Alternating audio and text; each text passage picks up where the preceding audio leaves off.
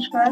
আমি আজকে একটা ডিমের রেসিপি আপনাদের সামনে নিয়ে এসেছি। সবসময় তো সিদ্ধ করে অমলেট করে আমরা রান্না করে খাই, এইভাবে আপনারা ডিমের রেসিপি করতে পারেন।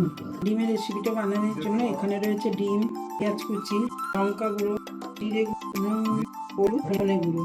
এটা রয়েছে কাজু বাটা, টমেটো পেস্ট, এটা আদা রসুন বাটা। এবার আমি গ্যাসটা জ্বালিয়ে কড়াইটা বসালাম। এবার আমি তেল দিচ্ছি কড়াইয়ে। তেলটা গরম হয়ে গেছে, আমি পেঁয়াজটা দিলাম।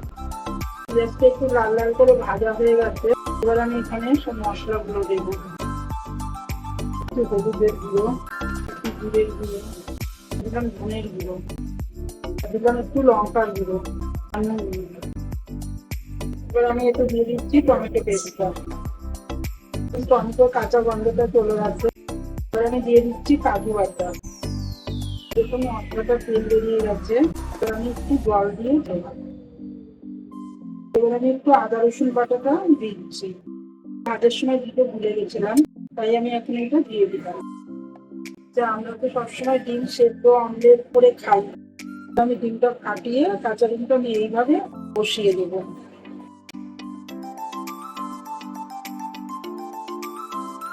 এখন রান্নাটা হয়ে গেছে, এবার আমি নামিয়ে নিচ্ছি।